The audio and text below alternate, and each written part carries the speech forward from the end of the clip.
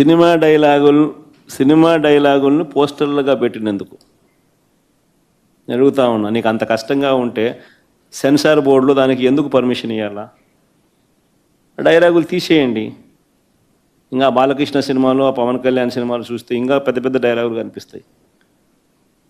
నాకు ఇప్పుడు ఇక్కడికి వచ్చి ప్రెస్ మీట్కి ముందు శ్రీహరి నాకు చూపించినట్టు కొన్ని డైలాగులు, ఆ సినిమా డైలాగులు, వాళ్ళ సినిమా డైలాగులు చూస్తే ఇంకా దారుణమైన డైలాగులు. నీకు డైలాగులు నచ్చకపోతే సెన్సార్లు తీసేయండి. సెన్సార్ బోర్డు ఎందుకు పర్మిషన్? సెన్సార్ బోర్డు ఉండేది ఎందుకు? అంతేగాని ఆ సినిమా డైలాగులు సినిమా వచ్చిన తర్వాత, రిలీజ్ అయిన తర్వాత ఆ సినిమా డైలాగులు, ఆ సినిమాలో మంచి పాటలు ఉంటే ఆ మంచి పాటలు అవన్నీ న్యాచురల్గా ప్రసిద్ధి చెందుతాయి. ఆ సినిమాలో మంచి పాట ఏదైనా ఉంటే ఆ మంచి పాట పాడినా తప్పే అంటావు. ఆ సినిమాలో ఏదైనా మంచి డైలాగులు ఏదైనా వీళ్ళకి నచ్చితే ఆ నచ్చిన డైలాగులు వీళ్ళు పోస్టర్లుగా పెట్టినా తప్పే, వీళ్ళు మాట్లాడినా తప్పే, వాళ్ళు చేసిన యాక్షన్లు వీళ్ళు చేసినా తప్పే.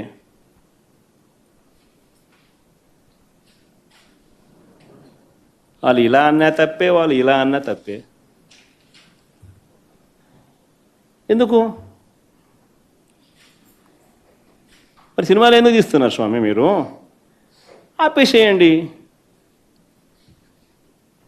మూసేయండి. ప్రజాస్వామ్యంలో ఉన్నామా లేదా అన్నది నిజంగా ఆలోచన చేసుకోవాలి మనం అంతా.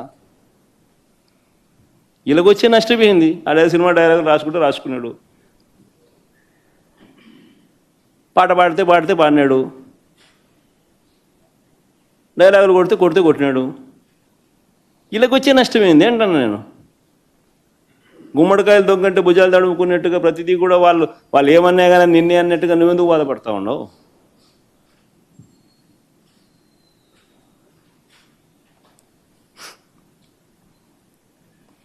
నూట 131 మందికి నోటీసులు ఇచ్చినారు.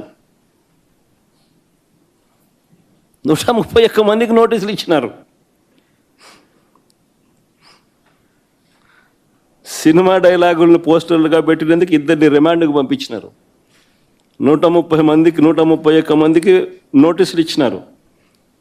చంద్రబాబు గారి పేరు ఎవరు చెప్తే వారిలో ఒక్కొక్కరిని పిలిపించుకోవడం, రోజంతా కూర్చోబెట్టుకోవడం, వేధించడం. ఛార్జ్షీట్లు గమనిస్తే అండ్ అదర్స్ అని చెప్పి ఖాళీగా వదిలిపెడతారు. అంటే వాళ్ళకి నచ్చినోని ఇన్స్టాల్మెంట్ బేసిస్ కింద ఎప్పుడు కావాలంటే అప్పుడు ఇరికిచ్చేదానికోసం. స్థానిక ఎలక్షన్లు కానీ ఇంకొక ఎలక్షన్లు కానీ వచ్చినప్పుడు వీళ్ళ అదర్స్లు అందరినీ కూడా జాయిన్ చేయించేసేస్తారు. చేయించి వీళ్ళందరినీ ఎలక్షన్ల ముందు ఎత్తడం. ఎందుకు ఇంత కుట్రలు చేస్తూ ఉండరు? ప్రజాస్వామ్యంలో మంచి చేసి ప్రజల మనసులను గెలుచుకొని పాలన చేయాలి. అది సత్తా. అలా చేసి నువ్వు ఇలా అను, అది సత్తా. అంతే తప్ప నువ్వు అన్యాయమైన పాలన చేస్తూ నిన్ను ఎవడైనా ప్రశ్నిస్తే ఆడిట్టన్నాడు, వీళ్ళిట్టన్నారు, వాళ్ళు అట్ట మాట్లాడారు, ఇట్ట మాట్లాడాడు అని చెప్పి తోసేయడం, స్టేషన్లో పెట్టడం. ఏమిటి ఇది?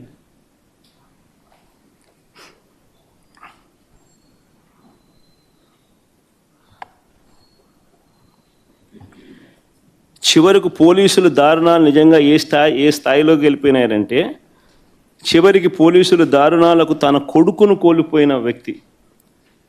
పోలీస్ అట్రాసిటీస్ వల్ల తన కొడుకు చనిపోతే ఆ చనిపోయిన ఆయన మా లీడరు, ఉప సర్పంచ్, వాళ్ళ ఇంటికి నేను పోయినా ఆ పెద్ద ఆయన్ను పరామర్శించేందుకు. ఎంతటి దారుణం అంటే, పోలీస్ అట్రాసిటీస్ వల్ల చనిపోయిన వ్యక్తిని బెట్టింగ్ కేసులో చనిపోయినారని బెట్టింగ్ బ్యాచ్లో పెట్టేసినారు. అంటే ఉప సర్పంచ్ బెట్టింగ్ అంట. ఏమన్నా పద్ధతి దొంగ కేసులు పెట్టడంలో కూడా? నిజంగా చంద్రబాబు నాయుడు ఇంత మానవత్వం మర్చిపోయి, చంద్రబాబు నాయుడు అనే వ్యక్తి తానే మాట్లాడుతూ ఉన్నాడు ఈ మాటలన్నీ కూడా.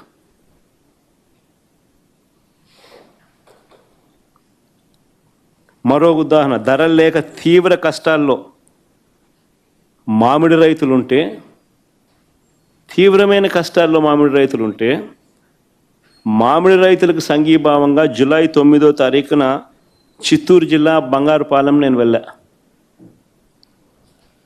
ఇదే మామిడి రైతుల పరిస్థితి గత సంవత్సరం వైఎస్ఆర్సీపీ ప్రభుత్వం ఉన్నప్పుడు, గత సంవత్సరం తోతాపురి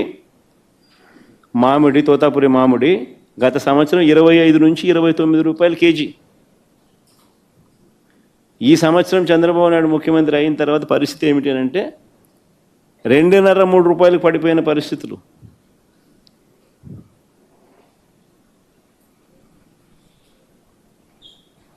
₹2 నీకు కేజీ మామిడి దొరుకుతూ ఉంది అని అంటే రైతుల పరిస్థితి ఏమిటి? మామూలుగా మే నెల 10-15 తారీఖున